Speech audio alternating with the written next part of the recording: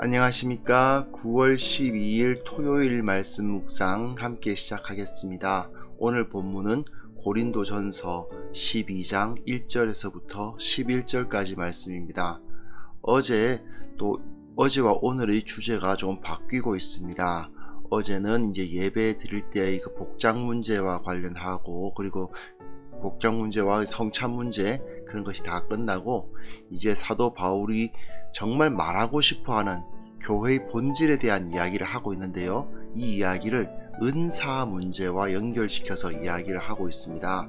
그래서 오늘 이 주제에 대해서 관심을 가지신 분들도 꽤 많으실 거라고 생각이 드는데요. 오늘 말씀을 통해서 정말 우리가 어떤 의미를, 이 은사라는 것이, 그리고 교회라는 것이 어떤 의미를 가지고 있는지 한번 생각해 보는 시간을 가졌으면 합니다. 그럼 함께 말씀을 보겠습니다.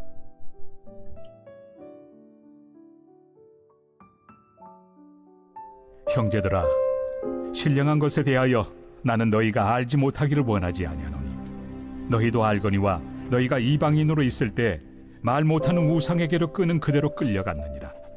그러므로 내가 너희에게 알리노니 하나님의 영으로 말하는 자는 누구든지 예수를 저주할 자라 하지 아니하고 또 성령으로 아니하고는 누구든지 예수를 주시라 할 수 없느니라.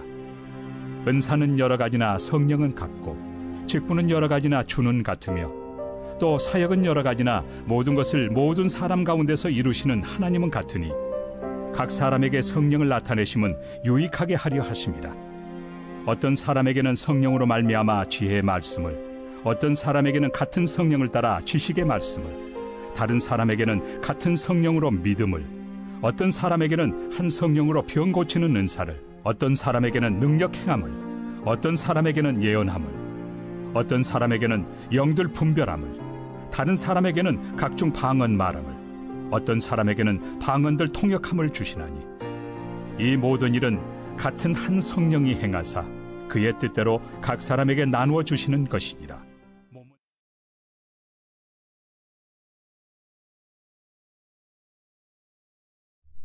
네, 우리가 지금 어디를 읽어가고 있는지 다시 한번 기억해 주셨으면 좋겠습니다. 세상 속에 보냄받은 공동체로서의 교회, 이 교회가 어떤 존재인가를 다루고 있는 상당히 결론에 가까워지고 있는 본문이죠. 고린도 전서를 전체적으로 살펴보면 십자가로 시작해서 A에 해당되죠. 십자가로 시작해서 맨 끝에 A 다시 부활로 끝나는 이야기를 하고 있는데, 십자가로 시작해서 부활로 끝나는데 그 가운데 세상으로 보냄받은 그리스도인 개인으로서 이 세상 가운데서 어떻게 살아갈 것인가, 그리고 그 핵심 부에는 우리가 자유를 가지고, 율법으로부터 우리가 온전히 자유함을 얻었는데 그 자유를 가지고 이 세상과 싸워 나가는데 정말 자유민으로서의 책임을 다하는 삶, 나의 유익을 구하는 것이 아니라 다른 사람의 유익을 구하는 예수님을 닮은 삶을 살아간다 하는 것을 메시지로 던지고, 그리고 이제 그렇다면 공동체로서 이 세상 속에서 공동체로서 어떻게 살아가야 될 것인가를 다루게 되는데요. 그게 바로 11장, 12장, 13장, 14장입니다. 그리고 그 11장부터 14장 사이의 그 본문의 가장 중심에는 우리가 잘 알고 있는 사랑장 13장이 위치하고 있는 거죠. 우리 지금 13장을 향해서 가고 있는데 그 13장이 어떤 배경에서 나오게 되었는가를 우리가 한번 살펴볼 수 있을 것 같습니다. 특별히 바울이 이 교회에 대한 이야기를 하면서 이 이야기를 하고 있다는 것을 기억해 주셨으면 좋겠어요. 그래서 예배, 교회에 관련된 이야기가 이제 계속 진행되고 있습니다. 자, 특별히 11장부터 14장 사이의 이 이야기에서 이제 은사 이야기가 나오면서 교회 이야기를 해요. 지금 옷차림 문제 다뤘죠? 그리고 성만찬 문제 다루었습니다. 그럼 이제는 은사의 문제, 교회에 여러 가지 영적인 은사가 나타나는 겁니다. 방언을 하는 어떤 그 신비적인 은사들이 나타나는데 그것에 대해서 어떻게 우리가 바라봐야 되느냐는 질문이 고린도 교회로부터 바울에게 왔던 것이죠. 그랬을 때 바울이 그 질문에 대해서 답하면서 교회가 어떤 것인가를 설명하기 시작해요. 이 굉장히 중요합니다. 이제 예배와 관련된 질문, 이 교회와 관련된 질문을 다루면서 이 은사가 나타나는데 그 은사를 우리가 어떻게 바라봐야 될 것이냐, 특별히 영적인 은사가 나타나는 것을 우리가 어떻게 대처해야 될 것인가를 이야기를 하죠.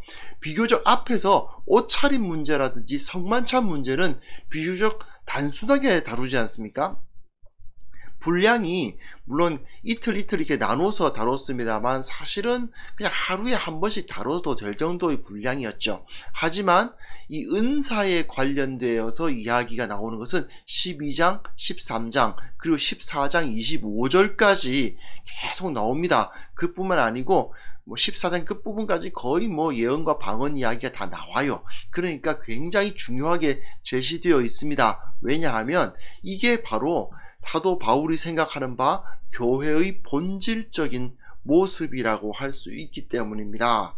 자, 그래서 이 부분, 이 12장의 부분을 다시 제가 조금 나눠봤어요. 12장의 그 구조를 살펴보면요, 문제를 먼저 언급합니다. 6절까지, 오늘은 우리가 11절까지 다룰 텐데 그 절반으로 나눠서 6절에는 전반적인 이야기, 그걸 이야기하고, 그리고 이제 11절까지에는 성령의 은사에 대한 이야기를 합니다. 그럼 좀 나중에 이해를 하실 거예요. 전반적, 근데 여기서 중요한 건 삼위일체가 언급되고 있다는 사실입니다. 이게 은근 중요합니다. 자, 한번 이제 본문을 살펴보시면서 이해를 하실 수 있었으면 좋겠습니다. 우선 1절부터 3절까지는 서론적으로, 사실은 뭐 6절까지를 서론이라고 할 수 있겠지만 서론적으로 너희들이 이러했다 하는 이야기를 하고 있는 부분이거든요. 신령한 현상이 일어나기 시작합니다.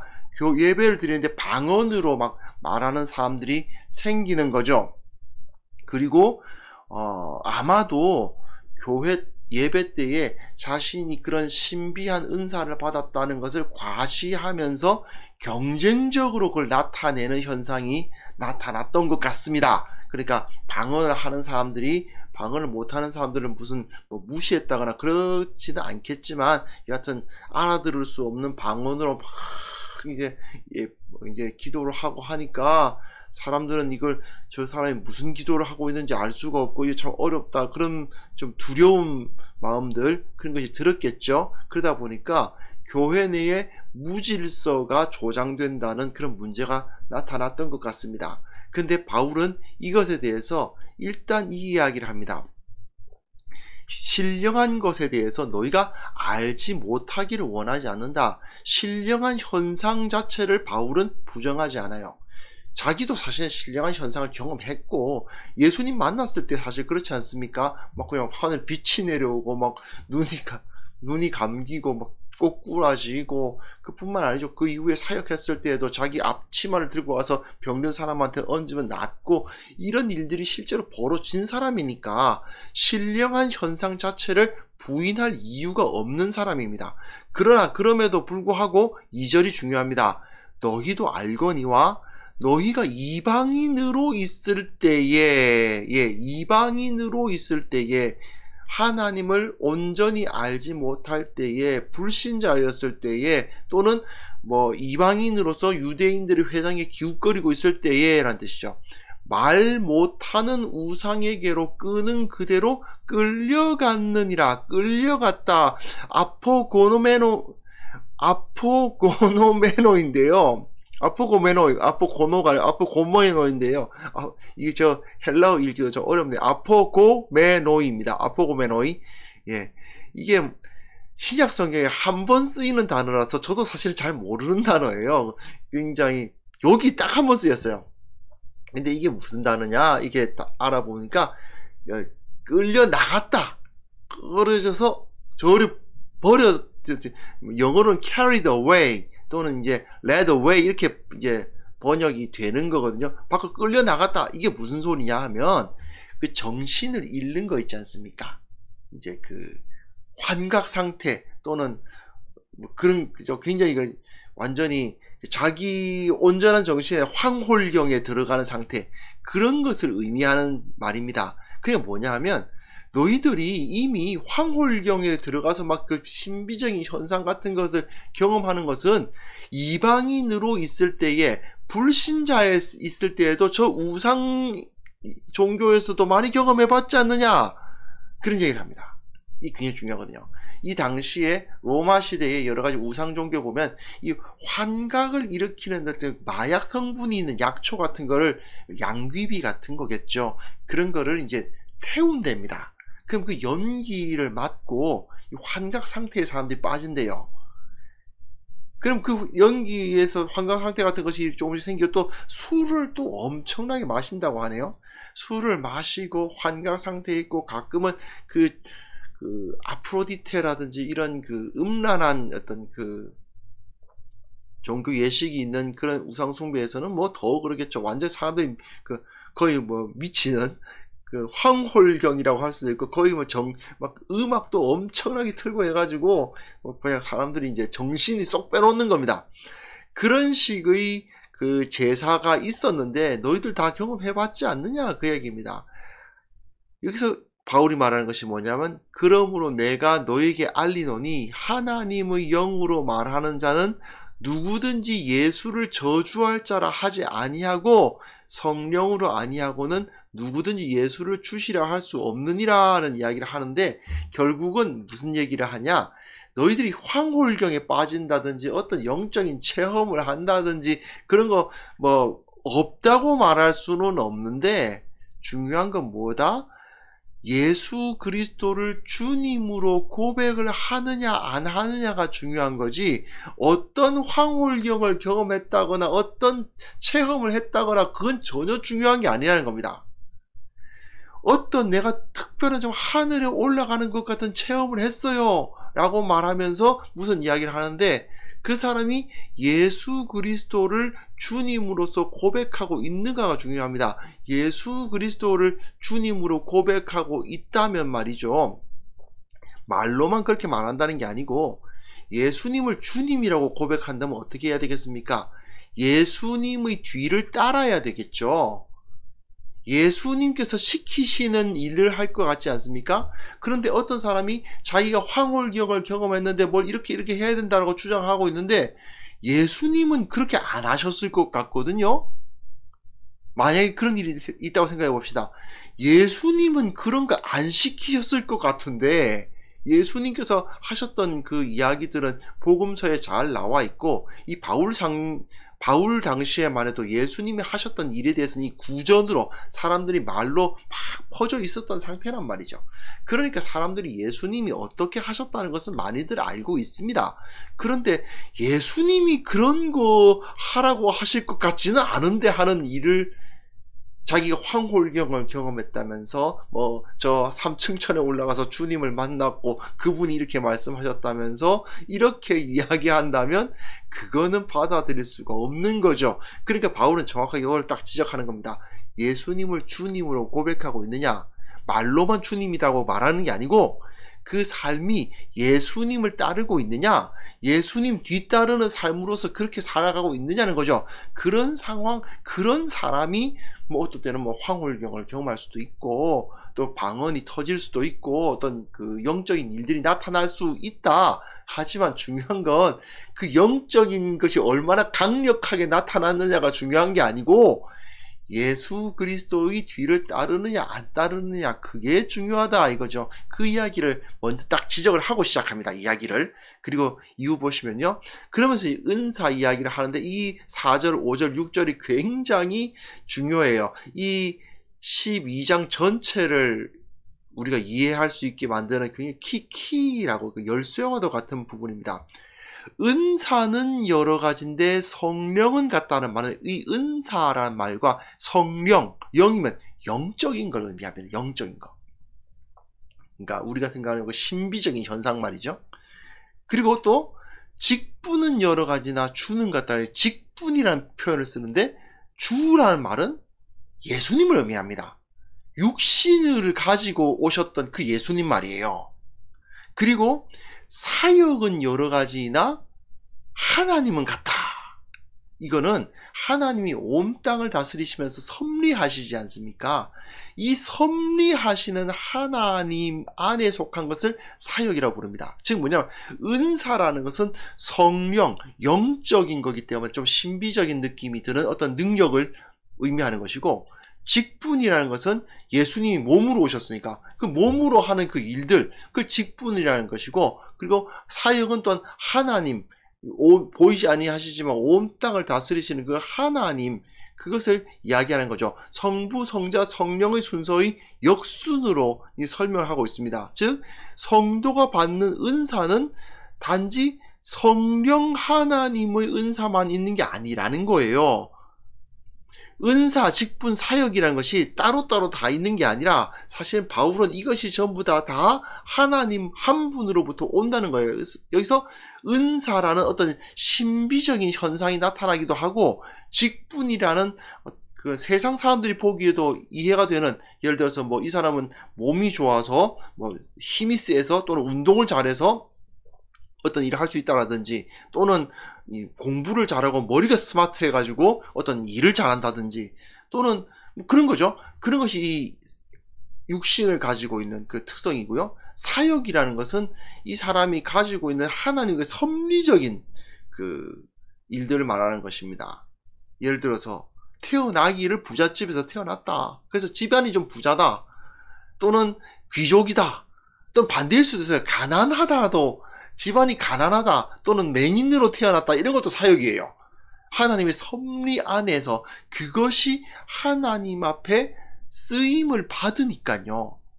하나님의 섭리, 그 큰 섭리 안에서 그것들이 다 쓰임을 받기 때문에 이 모든 것이 다 하나님으로부터 받은 선물, 은사란 이야기입니다. 그 이야기를 하는 거예요. 즉 우리가 말하는 영적인 어떤 신비적인 것을 말하는 소위 말하는 그 은사, 그 직분이라고 말하는 어떤 재능, 또 사역이라고 말하는 자신의 그 환경, 이런 것이 전부 다 하나님으로부터 온 것이다 라는 것을 이야기하는 겁니다. 이게 사도 바울이 그랬죠. 사도 바울 진짜 영적인, 진짜 그 신비적인 은사가 그 사람에게서 막 나타났지 않았습니까? 그뿐만 아니고 탁월한 지성을 갖고 있었죠. 정말 글 잘 쓰고 정말 말 잘하고, 그러니까 탁월한 지성을 갖고 있었습니다. 즉 신비적인 은사도 나타났고, 또한 인간적으로 이 육신에 해당되는 그 지식이나 어떤 몸을 사용하는 건강이나 이런 것을 사용한 직분도, 이제 그 재능, 그것도 나타났던 거죠. 어떻게 보면 바울은 탁월한 지식을 갖고 있었지만 몸은 별로 안 좋았던 것 같아요. 왜냐하면 자기 몸에 있는 가시가 있었다, 이런 표현을 했으니까. 근데 그가 몸에 그 가시가 있었던 것 역시도 사실은 하나님의 선물이에요. 가시가 있었음에도 불구하고 하나님께 영광을 돌릴 수 있었거든요. 그것까지도 하나님께 영광 돌릴 수 있는 선물로서 작용을 했습니다. 그뿐만 아니라 그는 유대인이었지만 또한 로마 시민권자로 태어났죠. 예, 그가 가지고 있는 섭리적 환경입니다. 이런 것도 전부 다 하나님께 그 복음 사역에 쓰임을 받지 않습니까? 바로 그거죠. 그러니까 이 모든 것이 다 하나님의 선물이다라는 이야기를 하기 시작합니다. 이게 이제 12장 끝까지, 12장 30절까지 계속 이 틀이 나와요. 그리고 이제 오늘 보면 이 8절에서부터 11절 성령이란 말이 자꾸 나오죠. 예, 성령의 은사에 대해서 이제 이야기를 합니다. 뒤에 가면은 이 그 12장 이제 뒷부분에 가면 하나님에 대한 이야기가 나와요. 중간에는 주님, 몸에 대한 이야기가 나옵니다. 그래서 이 순서대로 이야기하는 거예요. 오늘은 성령, 그 다음에는 이제 예수 그리스도 몸에 대한 이야기, 그리고 맨 마지막에는 이제 하나님에 대한 이야기를 해요. 그러니까 틀이 똑같죠. 성령, 성자, 성부, 이렇게 설명을 하기 시작합니다. 그러면서 이제 성령으로 나타나는데, 즉 영적인 현상들이 나타나는데 이것이 다 유익하게 하려 하십니다 라는 말을 하면서, 어떤 사람은 지혜의 말씀을, 어떤 사람은 지식의 말씀을 여기 좀 다르죠? 지혜의 말씀과 지식의 말씀. 이제 뭔가 알아서 이제 배워서 쌓아놓은 지식에서 나오는 거냐, 아니면 그것을 응용해서 나오는 지혜냐, 이것이 둘 다 필요하다는 겁니다. 바울은 지혜만 있으면 되는 게 아니고요, 지식도 있어야 해요.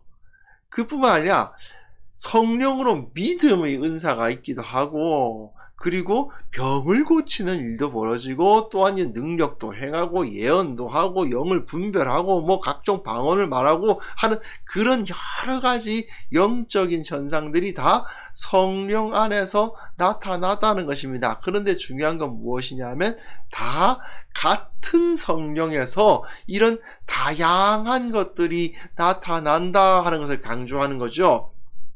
그러니까 어떤 은사는 성령에 속하지 않은 거고 어떤 은사는 성령에 속했다는 식으로 나눌 수가 없습니다. 모든 것이 다 성령의 역사로 말미암은 것이죠. 어떤 사람이 보기에는 야, 역시 방언은 그 은사 같은 것은 이제 방언의 은사라든지 이런 뭐 병고침의 은사라든지 뭐 이런 게 나타나야지 좀 뭐랄까 멋있다고 해야 되나요? 어쨌든 뭐 좀 쓰임을 받는 것 같지, 믿음의 은사, 뭐 영 분별하는 은사, 이거는 뭐 그렇지 뭐 그렇게 대단해 보이지 않는데, 이런 생각이 들 수도 있지 않습니까? 예, 사람들마다 그것에 대해서 차별성을 두려고 생각하는 경우가 있는 거죠. 어떤 사람은 그런 신비적인 은사는 없고 뭐 그 육신에 속한 것 같은 뭐 지혜를 가지고 교회를 잘 섬긴다든지, 아주 몸이 건강해가지고 교회에서 있는 일들을 탁탁 자기가 다 잘 감당한다든지, 어떤 이는 그런 것도 없는데 그냥 집안이 좀 잘 살아서 교회 재정을 많이 후원을 한다든지, 또는 뭐 좀 뭐랄까 좀 지위가 좀 높아서 높은 사람들이 우리 교회를 좀 힘들게 할 때 잘 사바사바해서 잘 이제 문제를 해결한다든지 등등의 여러 가지 모습들이 있는데, 그 전부 하나님의 은사라는 겁니다. 어느 은사가 더 높고 어느 은사는 더 낮고 이런 것이 없다는 거예요. 이것을 설명하면서 무엇을 가지고 설명해요? 삼위일체를 가지고 설명해요. 자, 다시 한번 4절에서부터 6절 볼까요?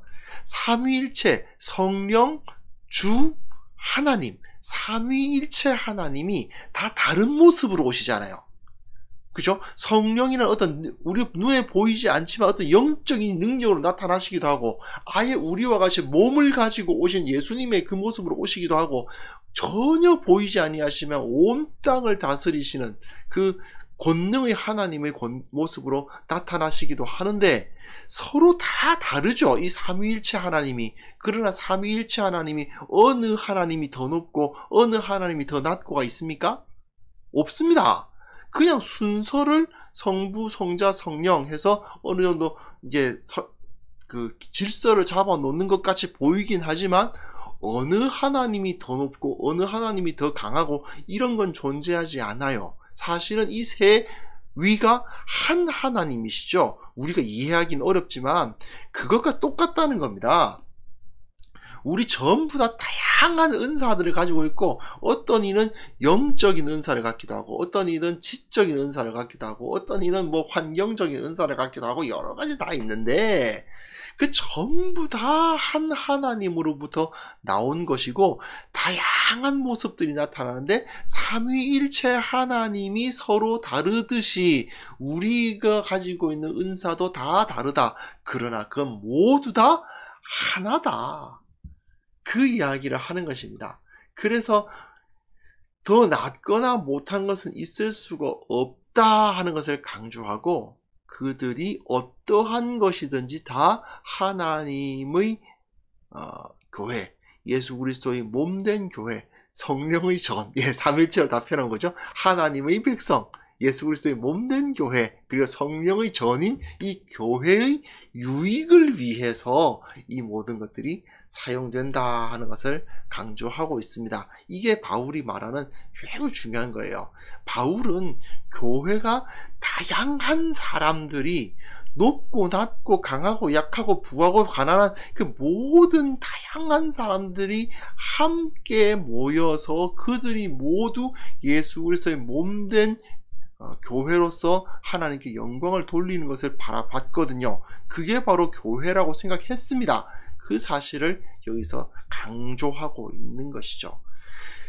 사실은 교회가 좀 침체된다든지 복음의 능력이 나타나지 않으면 교회에서 어떤 일이 벌어지느냐 하면요, 어느 한쪽이 강조되는 경우가 있습니다. 신비롭거나 초자연적인 현상을 막 추구하면서 다른 것들은 중요하지 않다는 식으로 배제하는 경우가 생기기도 하고요. 어떤 경우는 이제 환경적인 거, 막 유명한 사람들, 정치인들, 또는 어떤 돈 있는 사람들, 이런 사람들에게 그냥 교회가 모든 에너지를 가지고 그 사람들에게 집중되는 경우도 있고, 어떤 경우는 또 목회자 한 명에게 그냥 모든 것이 다 집중되기도 하고, 이런 일들이 벌어지죠. 이 세 가지가 한꺼번에 다 있어야 되는 거거든요, 사실은요.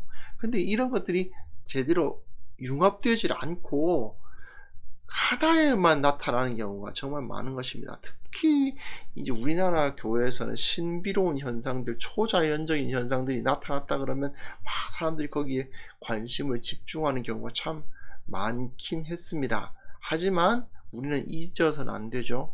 이방 종교에서도 그런 일은 일어납니다.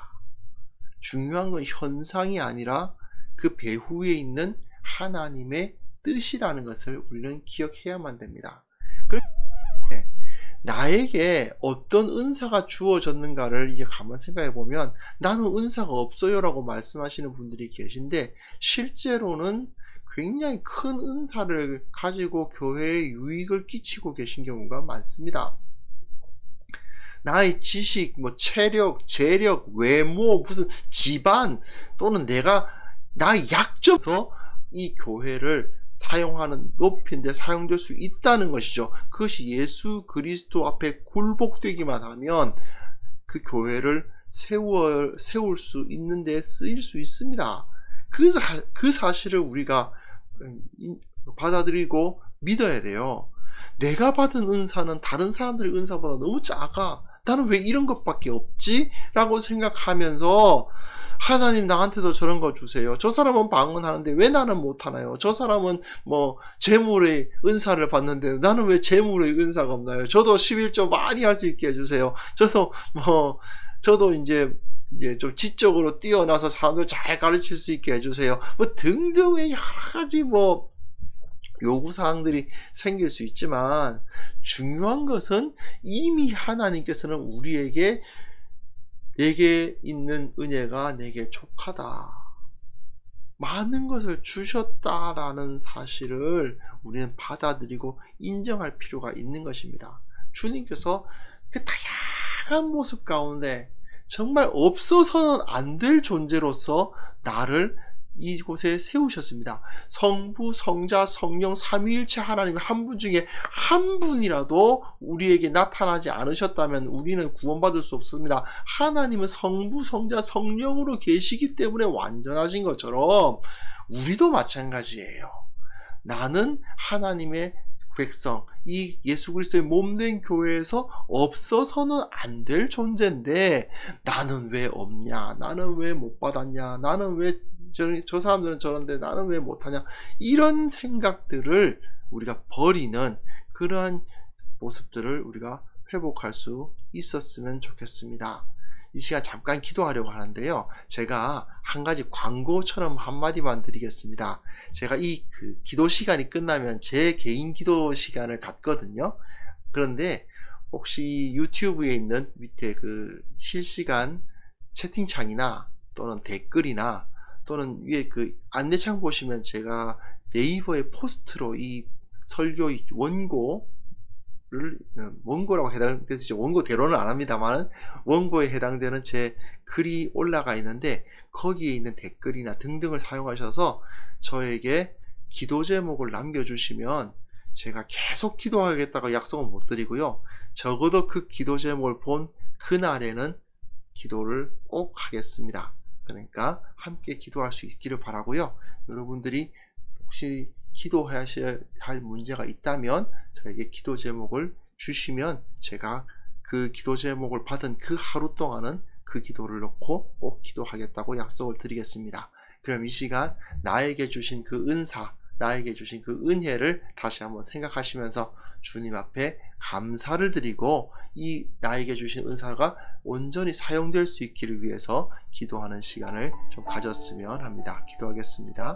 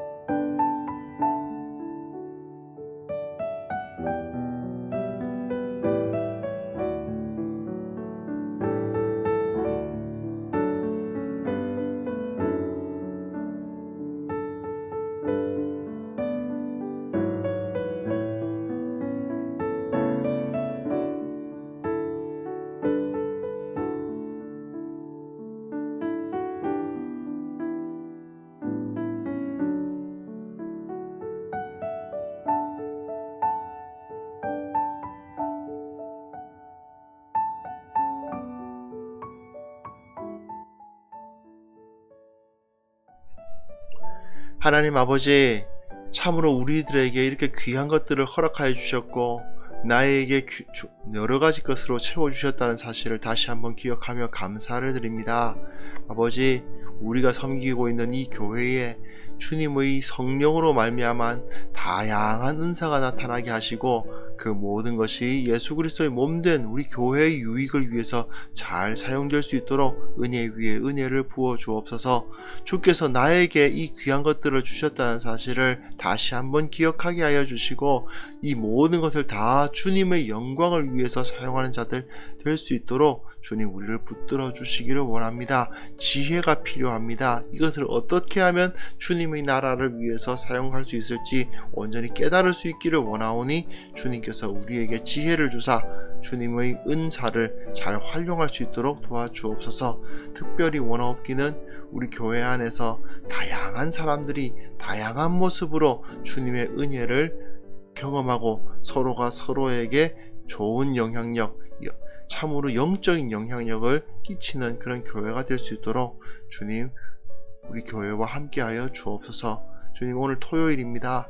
내일 또 거룩한 주일, 참으로 전염병 때문에 같이 만나지 못하고 얼굴 보지 못하고 각자 처한 곳에서 예배 드릴 것 같지만 그러나 주님 그 가운데에서도 큰 은혜 부어주시고 주님의 은혜를 체험하면서 주님의 능력으로서 주님 앞에 나아갈 수 있도록 도와주시고 결국은 우리가 회복될 때에 각자 다르게 받은 그 은혜가 다 모아져서 예수 그리스도의 몸된 교회가 온전히 세워지는 역사를 보게 하여 주옵소서. 오늘 하루를 주님 앞에 의탁합니다. 주님께서 우리와 함께 하여 주시고 능력 있게 하시고 참으로 아픈 사람 낫게 하시고 부족한 사람 채워주시고 무엇보다도 하나님께서 나에게 주신 그 은혜로 말미암아 찬송하며 기뻐하는 하루 보낼 수 있도록 주님 도와주옵소서. 예수님의 이름으로 기도합니다. 아멘.